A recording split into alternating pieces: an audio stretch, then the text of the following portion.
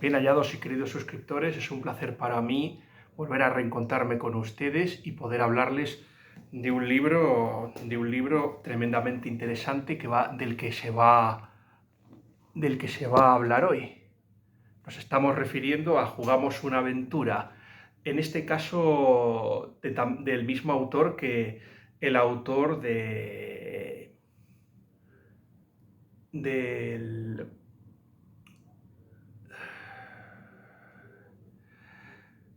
del, maes- del, de- del Sagrado de la Mente, de Jaime Blanch Queralt, también, o sea que repetimos con el mismo autor, aunque la temática y la materia, como podrán ustedes observar, es absolutamente distinta. Lo voy a hacerles a ustedes varios anuncios, mis queridos suscriptores. Lo primero de todo, mis queridos suscriptores, es que quisiera darle las gracias a la usuaria Isabela Montenegro por haber corregido un fallo que cometí en mi reseña en mi reseña anterior.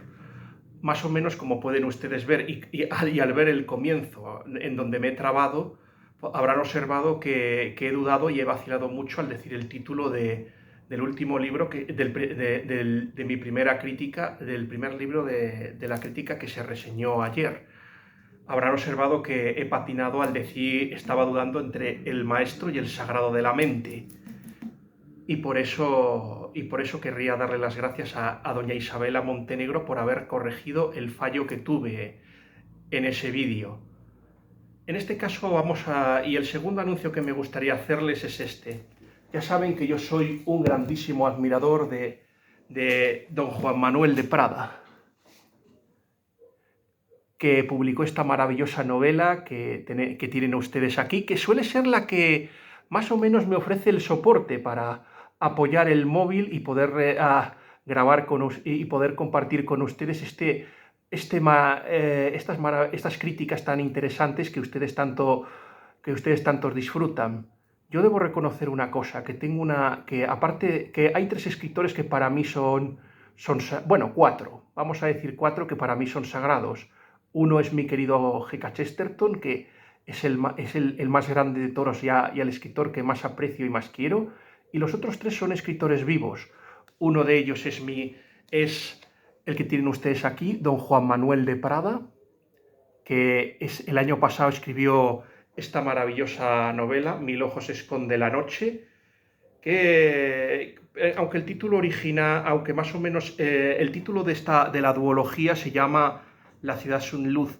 ¿Por qué hablo de duología? Pues por una sencilla razón, mis queridos suscriptores, porque en realidad la obra comprendía una novela infinita. Ya pueden ver que la primera obra es un tocho enorme, pero en realidad era aún más larga, o sea, era un tomo igualmente largo el que había escrito don Juan Manuel de Prada, y como era tan largo, pues lo ha tenido que partir y dividir en dos partes. Y es por ello que Juan Manuel de Prada publicó el año pasado esta primera parte,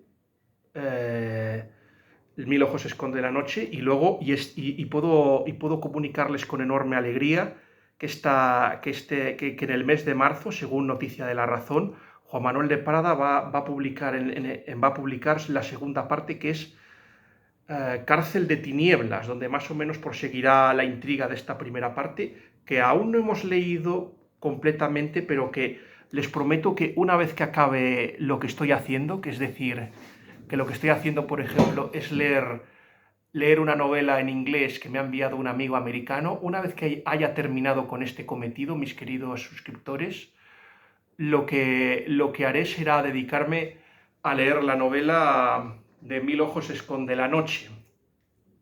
Y le prometo que la compartiré, que subiré la reseña a mis redes sociales y tendrán ustedes el honor de compartirla conmigo. Ya he podido ver la portada de Cárcel de Tinieblas y solo por la temática esta de las danzas macabras y ese guiño a las pinturas del Greco, aunque no fue pintado por el Greco, sino por uno de los pintores vanguardistas de los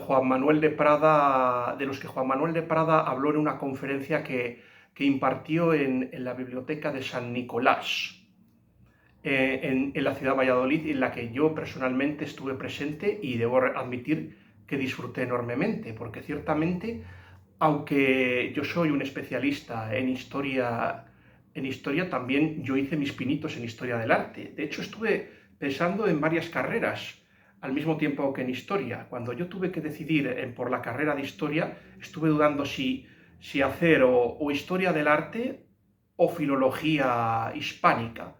Sí, yo más o menos la literatura, ya sabéis que como ya le confesé al tío, he leído más de 3000 libros, siempre ha sido algo que me ha encantado y me hubiera gustado poder estudiarlo, poder estudiar una historia de la literatura. Pero lo que me echó para atrás en el tema de la filología hispánica, que mi madre me lo propuso después de que sacara a la segunda, pues un 9,9 en literatura. Lo que me propuso mi madre es estudiarla, pero como yo era muy malo con lengua española me refiero, con esto de la sintaxis y todo esto, pues más o menos aparcamos el tema de la filología hispánica y finalmente optamos por estudiar la carrera de historias que tantas alegrías me ha dado y con la que tanto he disfrutado. Yo creo que ciertamente en esta segunda novela de Cárcel de Tinieblas, Juan Manuel de Prada proseguirá con la historia, pues, de los exiliados españoles en Francia y cómo les trataron las autoridades francesas, que ya puedo decir que fue muy mal, y cómo ciertamente desmonta también el mito de esa Francia que se echó a las calles para acabar con el nacionalsocialismo. Al revés, no solo eso, sino que la mayoría hizo negocios con ellos y colaboró con ellos. Y esto es lo que va a exponer de Prada, va a desmitificar la grata imagen que, por ejemplo, tenemos de la ciudad de la luz, que cada vez que ya pueden ver que el multiculturalismo la está destruyendo y ya de ciudad de la luz que le queda bien poco. Dicho lo cual, los otros dos escritores que también me gustaría recomendarles a ustedes, mis queridos suscriptores, son mi admirado y siempre querido Joseph Pearce. No es casual que siempre esté en todos mis vídeos, con este libro llamado Los escritores conversos en una era de incredulidad. Por cierto, que un error impensable el mío, caballeros, puesto que ciertamente no les dije cuál era la editorial que había publicado Los escritores conversos en una era de incredulidad. Les puedo decir que este libro lo podrán encontrar en la editorial Palabra y yo les recomiendo que lo lean. Yo, si pudiera recomendarles un libro pues, de no ficción, yo les recomendaría o la Biblia o este. Sin ninguna duda es el libro que me inspiró a mí. Podríamos decir que es mi libro amarillo y ciertamente les puedo decir que este libro no solo cuando lo hayan leído les llevará a otros escritores, en este caso los escritores católicos ingleses. Quizá algún día hablemos más estrictamente del libro de mi admirado y queridísimo Joseph Pearce. Habrá que dedicarle un programa o un vídeo entero. Y el cuarto escritor el cuarto escritor del que quería hablarles es mi amigo, el profesor Manuel Fonseca. Seguramente pronto podamos hablar de alguno de los libros de mi amigo el profesor. De hecho, en la crítica de hoy, de este libro, de Jugamos a una aventura, Secuestro en el parque, les puedo decir que va a aparecer, por lo menos al final de la crítica, como ustedes verán si tienen la paciencia de quedarse conmigo durante lo que dure el vídeo. Vamos a ver, este género de jugamos a una aventura, Secuestro en el parque, pues es un género que yo he leído y que yo conozco con el nombre de Elige tu propia aventura. En este caso es algo este género es un poquito diferente de lo que suelen leer. No es una lectura lineal, es una lectura en la que tú eres el protagonista y dependiendo de lo que hagas las acciones pueden cambiar o no. Más o menos en mi crítica en Instagram o en las redes sociales, si ustedes han tenido el honor de leerlas, más o menos lo que hice fue hablar de forma teológica. Más o menos este libro, este tipo de géneros nos da la impresión de que somos nosotros los que decidimos nuestro destino. Pero lo cierto es que en realidad somos los protagonistas de una historia y hay una especie de narrador o escritor omnisciente que en realidad una presencia providente y omnisciente, que es la que más o menos junto con nosotros es la que traza nuestro destino. Por lo tanto, solo se puede decir que el libre albedrío existe, pero es parcial. Dependemos de... Usted controla parcialmente lo que le va a ocurrir, y lo que le va a ocurrir va a depender de las decisiones que tome, si son buenas, malas, sensatas, insensatas, feas, hermosas. Eso va a depender enteramente de usted. Yo reconozco que el primer libro que leí de Elige tu propia aventura, pues era un libro llamado Mundos Paralelos, que me regaló mi institutriz, la chica que me cuidaba, Elena, ese fue mi primer contacto con este tipo de géneros. Generalmente, de esta temática de libros de Elige tu propia aventura, los que me suelen gustar más los libros de temática de fantasía. Por ejemplo, la guarida del cadáver errante, donde tenías que más o menos hacer una misión y encontrar una cosa que se encontraba en la guarida de un tenebroso y malvado lich. Ciertamente yo suelo disfrutar mucho con las aventuras en clave de D&D.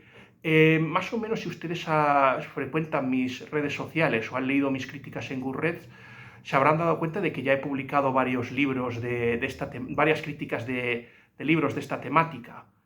Y, por ejemplo, aparte de La guarida del cadáver errante, por ejemplo, algún otro de D&D, y también La búsqueda de Malifestro, por ejemplo. Esos libros, personalmente, yo ya los he publicado. Los he publicado más o menos en la red, y les puedo decir más o menos que es un género que me encanta y me atrae. En este caso, nuestro querido amigo Jaime Blanch ha publicado, ¿cómo lo diría yo?, una historia que tiene un tono muchísimo más realista en este caso. La ha publicado que tiene un tono muchísimo más realista en este caso.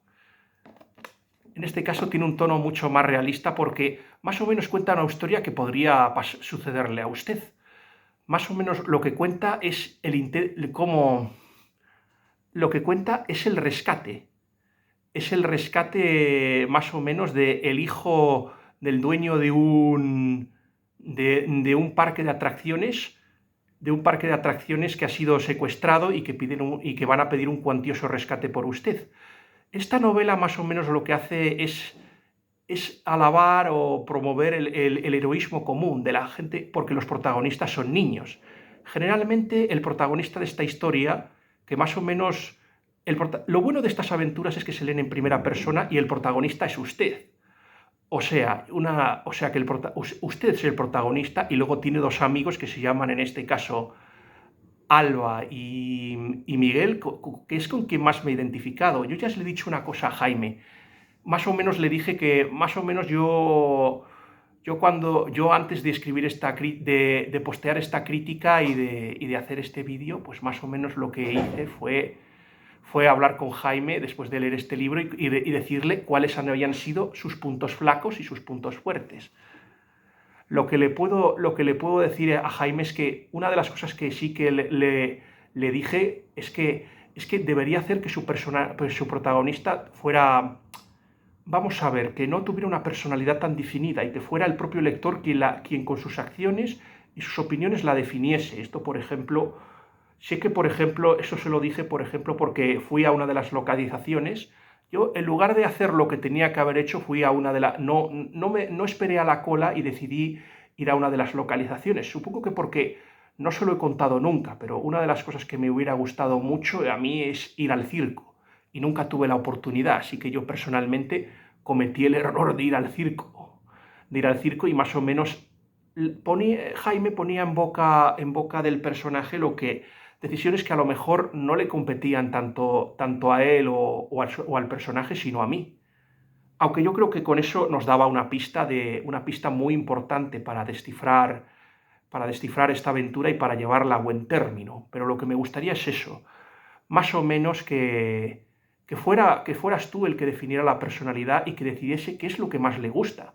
Yo, por ejemplo, es que me he identificado más con la forma de ser de Miguel que, por ejemplo, la del protagonista de esta historia, que ya sabe que es usted. Esto no es como En busca del tiempo perdido, que se supone que que el narrador y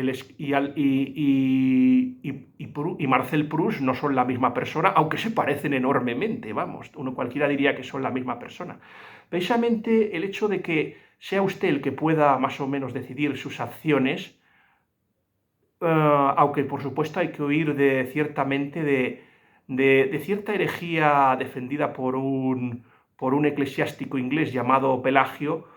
Ciertamente yo, como ya les he dicho, que hay una voluntad y un Dios providente y omnisciente que es más o menos el que más o menos es el que decide más o menos junto con usted su propio destino. Usted puede decidir sobre él parcialmente. Y eso es lo que tienen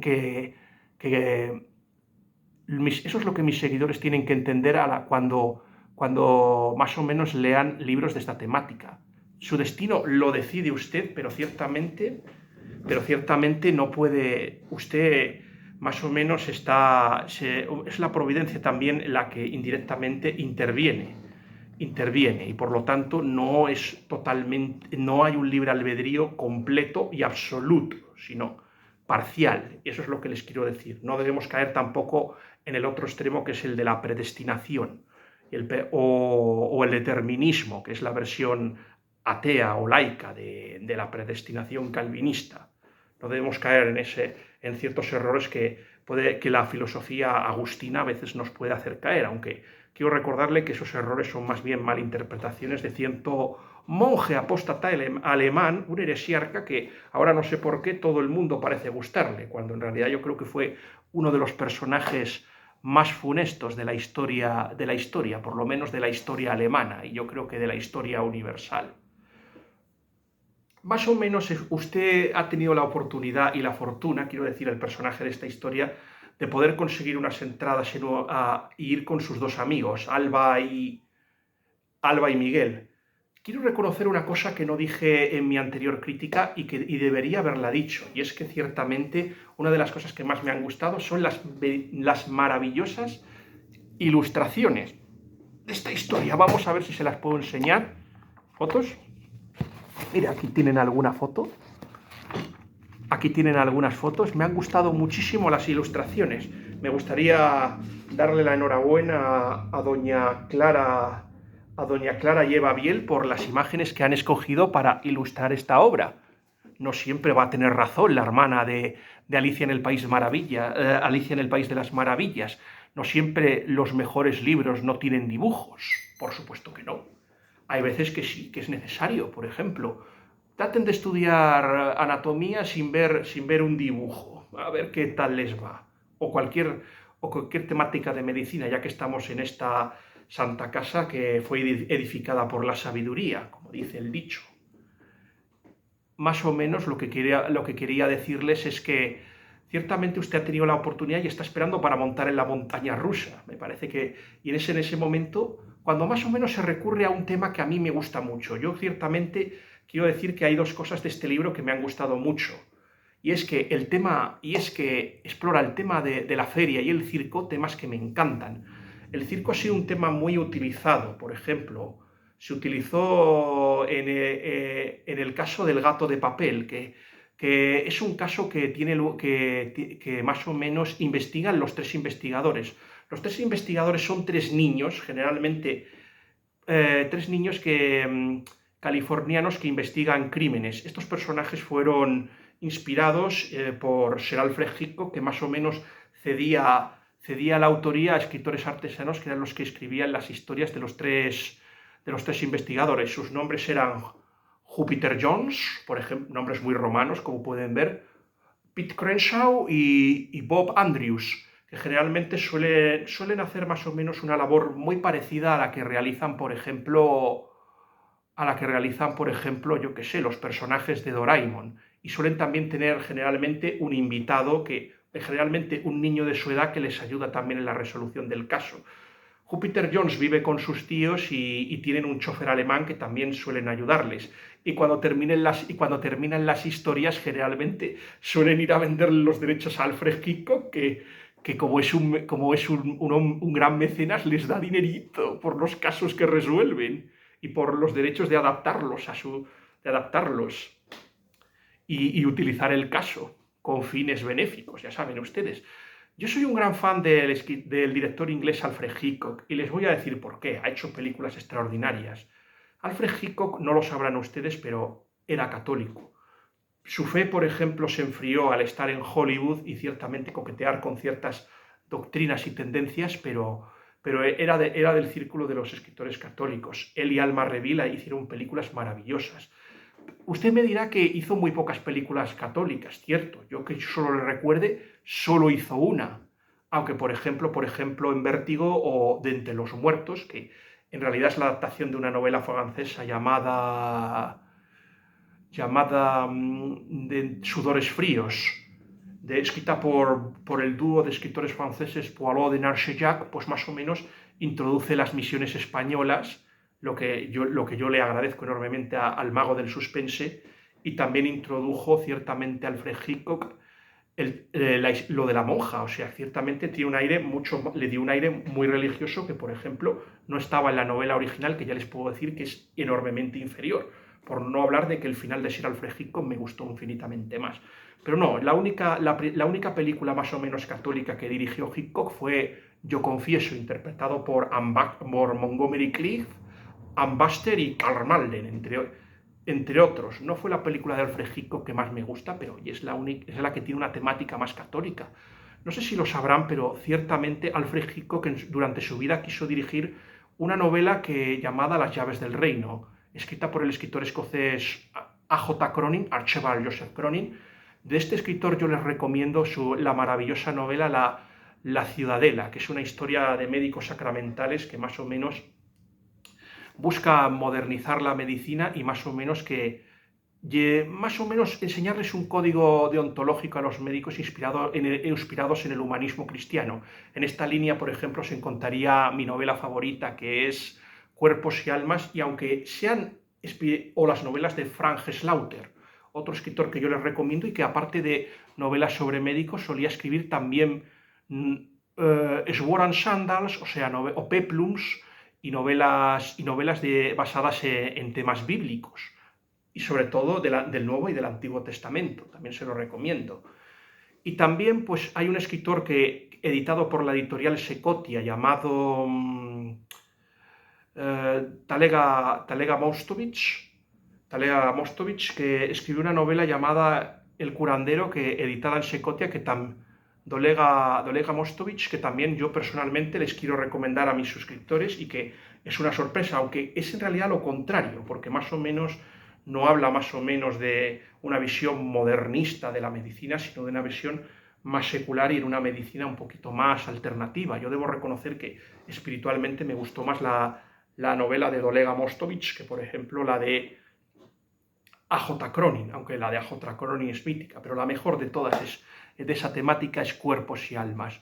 Pues más o menos Las llaves del reino más o menos hace lo mismo que con las historias de médicos, pero con sacerdotes. No fue una novela que me gustase mucho, pero la editó, me parece, si no me falla la memoria, también la editorial Palabra, por si ustedes la quieren conseguir.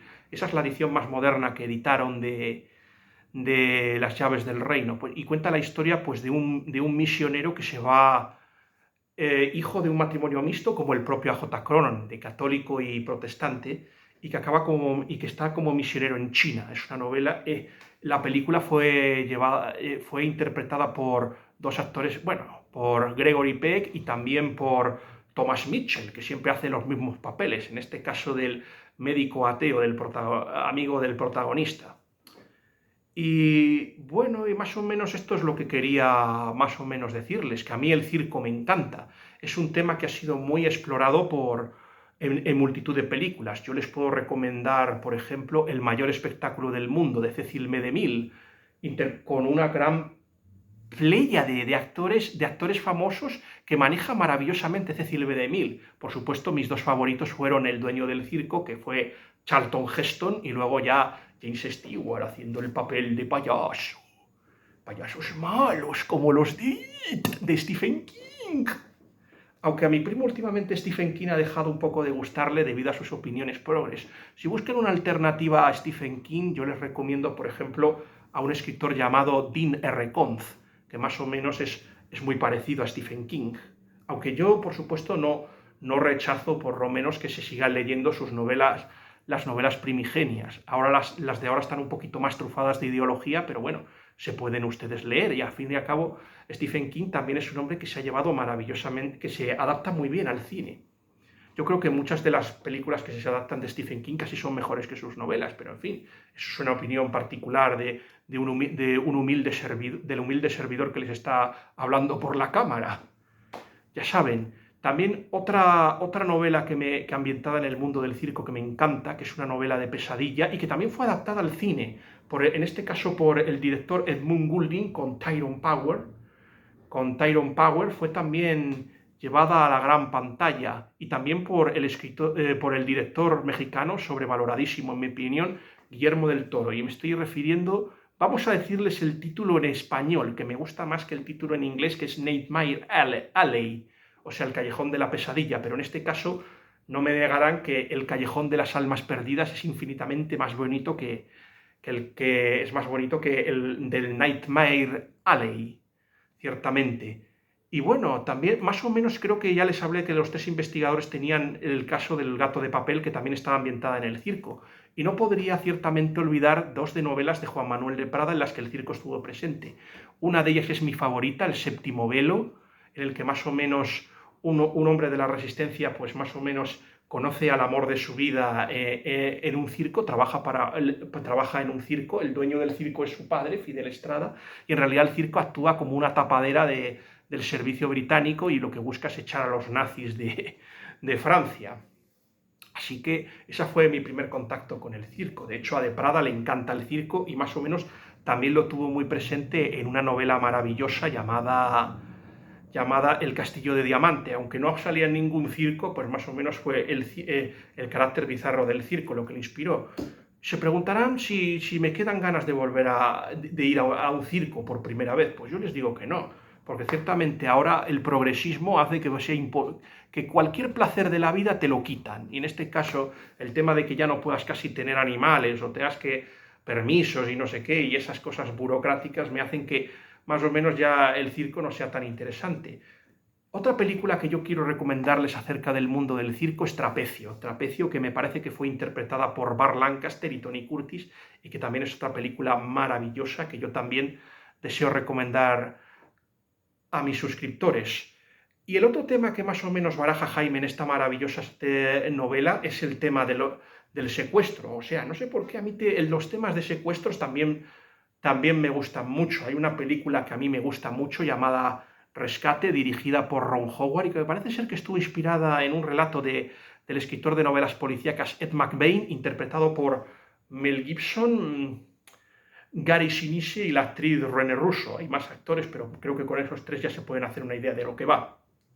Hay un momento que a mí personalmente me encanta, y es cuando Gary Sinise le empieza a hablar a Mel Gibson de La máquina del tiempo, de la película de La máquina del tiempo, que está inspirada en un relato, como ustedes podrán haber imaginado, de H.G. Wells.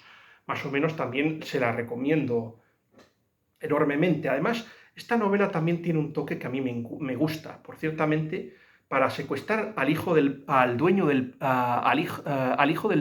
parque, más o menos, lo que hacen es crear una distracción, más o menos una táctica que más o menos se emplea en las novelas que tratan sobre ladrones de guante blanco. Más o menos, no sé si se lo dije, pero más o menos gente como van en la línea de un Dick Turpin, un Rocambole, un Rob Roy, un Robin Hood, van más o menos en esa línea, pero creo que los dos grandes ladrones de guante blanco de la literatura son Raffles, creado por el cuñado del autor de Sherlock Holmes, es decir, de Sir Arthur Conan Doyle. Por cierto, ya hablaremos de los crímenes de la casa de Cagonal, en el que supongo que hablaremos un poquito de la novela policíaca de la Edad de Oro. Y también me gustaría personalmente hablarles a ustedes estas no las he leído, pero son muy famosas, las novelas de El caballero ladrón Arsène Lupin, escritas por el escritor francés Maurice Leblanc. Es por eso que es tan interesante esto.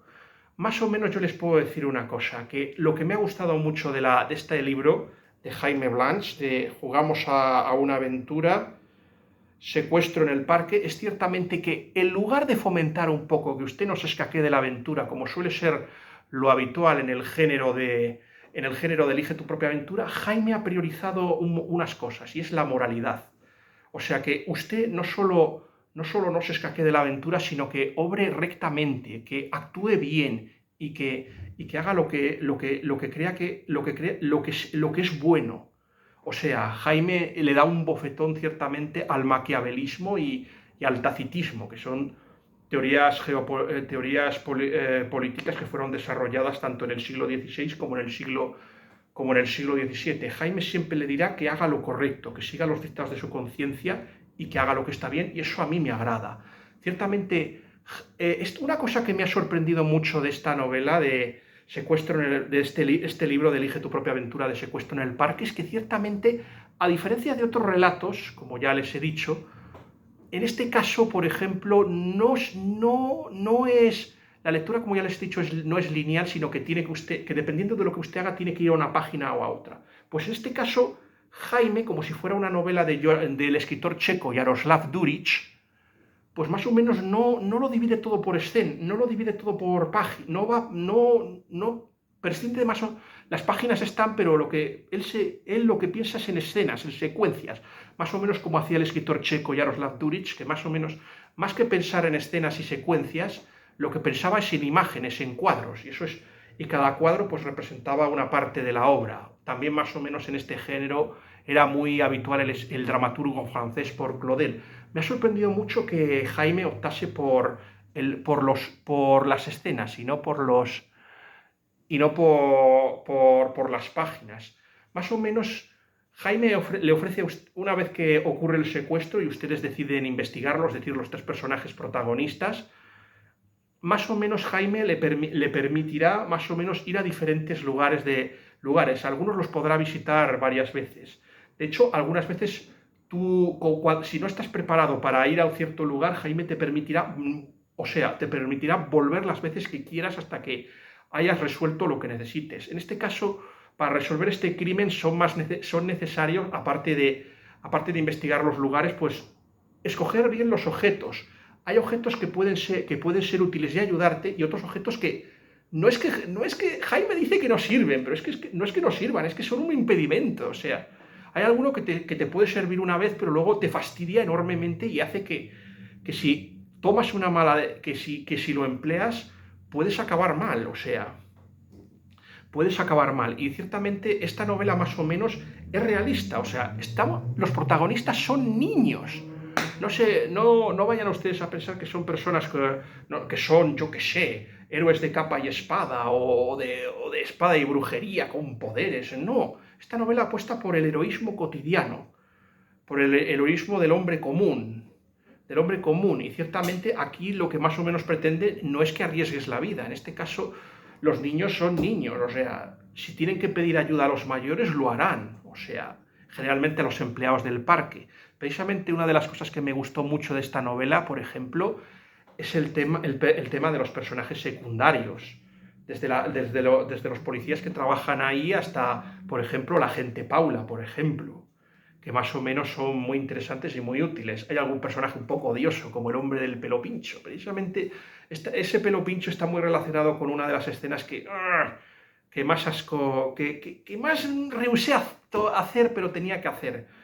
Porque muchas veces una cosa es que Jaime diga que el fin no justifica los medios, y otra cosa es que no diga que no piense que muchas veces sea necesario sacrificarse en aras de un bien mayor. En este caso, rescatar a don Emilio Ríos, que es el hijo del dueño del parque. Todo será necesario, o sea que muchas veces usted tendrá que renunciar a sus placeres y a lo que le gusta para conseguir llevar a cabo el objetivo de la búsqueda, que es rescatar al hijo del dueño del parque. Lo que les puedo decir más o menos es que más o menos que los personajes tendrán que guiarse por su conciencia y ya les puedo decir una cosa. Hay una cosa muy positiva de esta novela, y es que, bueno, hay una cosa que es negativa, que eso sí que tengo que reseñarle, que haya tan pocos finales.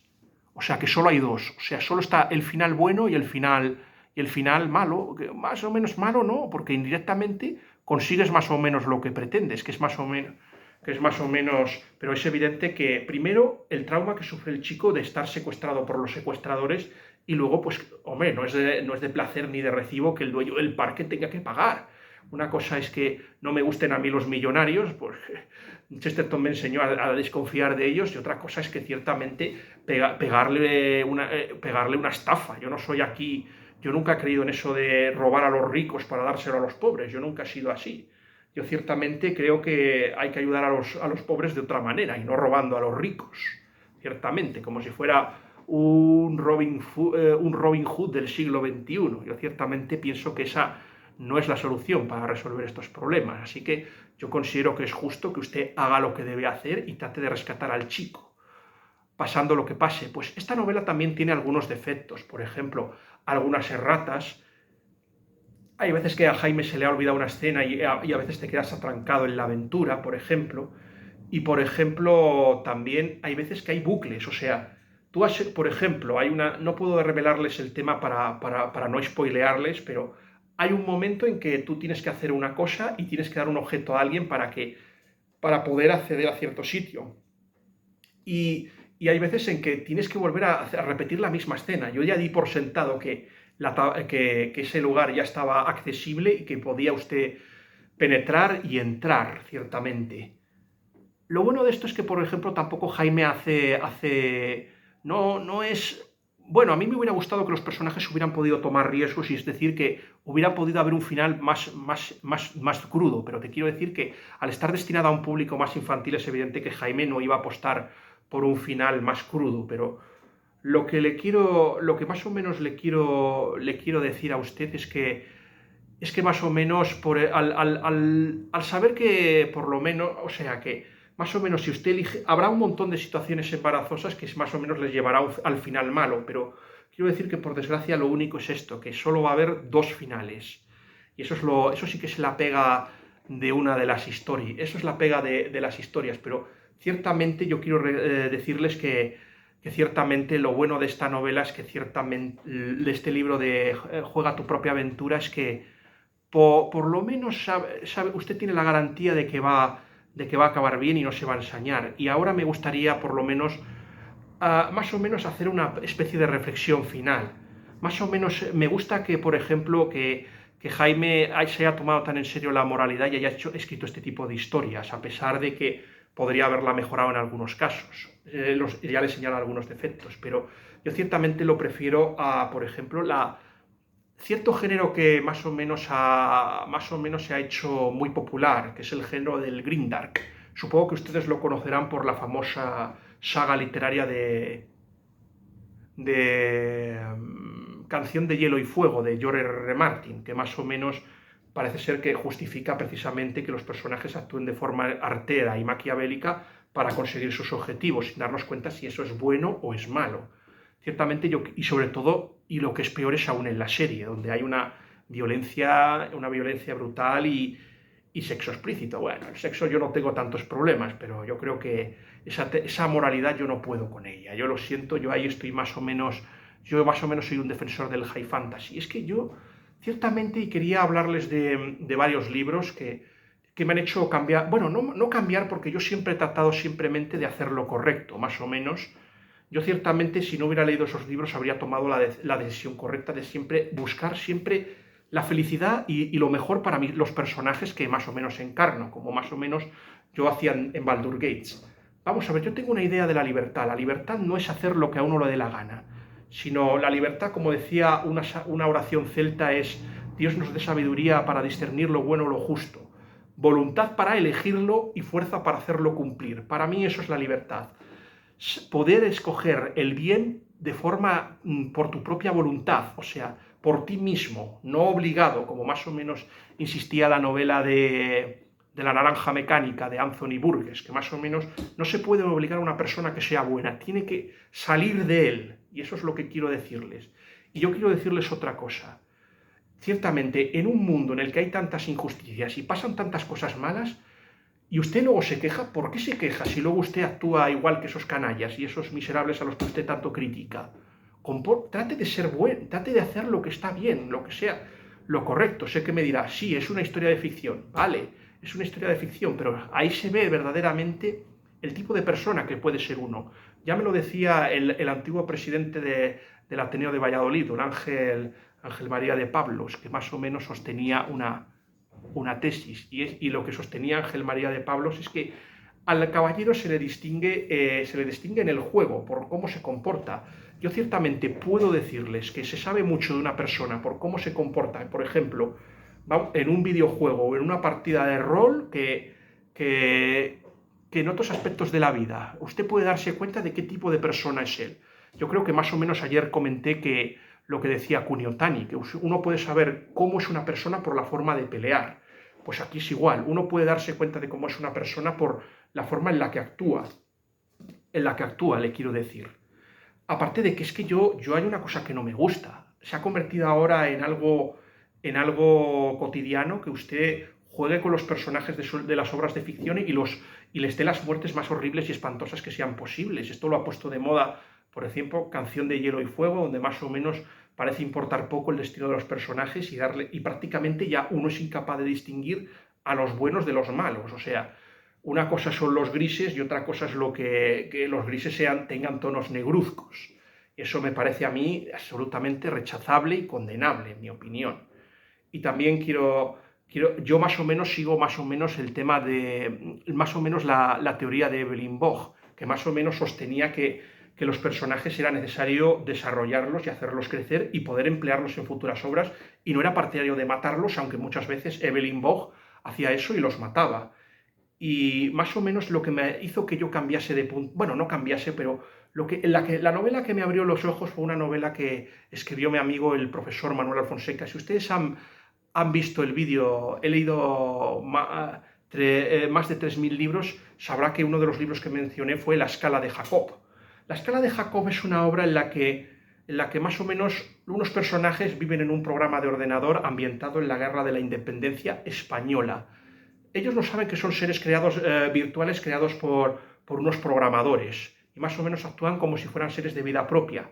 Y más o menos ese sería el primer nivel. Luego habría un segundo nivel, que son los programadores del juego, que al final, cuando ven que hay un hacker, deciden intervenir para ayudarles, para ayudar a los personajes de su universo. Deciden optar que estos personajes tienen vida y dignidad, y eso muchas veces me lo ha dicho el profesor, que los personajes de las obras están vivos. Muchas veces no hacen lo que el narrador quiere, tienen sus propios puntos de vista y sus propias opiniones. Yo a todos los escritores que les he preguntado, todos me han dicho que sí, que sus criaturas de ficción han tomado vida propia y a veces han hecho cosas que ellos no esperaban. Se han metido tanto en el papel de sus creaciones y una amiga mía solía decir que nosotros somos el fruto de nuestras fantasías. Un profesor de esa persona se lo solía decir a ella, y yo estoy totalmente de acuerdo con ella. El tercer nivel más o menos sería usted, o sea, el que lee la novela, por ejemplo, de La escala de Jacob.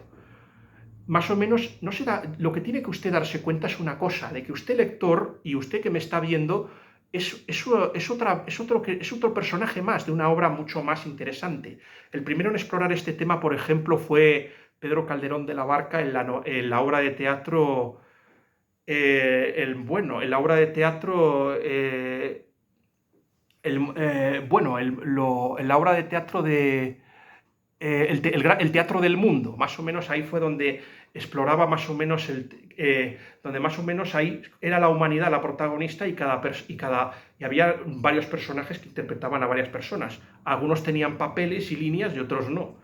Y más o menos de eso, el Gran Teatro del Mundo coincidía en eso. O el Gran Mercado del Mundo, que también yo la he encontrado también con ese título. Consistía en eso, y ese yo creo que es el objetivo de todos. Todos somos personajes de una novela, y usted es el protagonista de su propia novela. Y el escritor y el narrador de esa historia es Dios. Usted debe tenerlo en cuenta.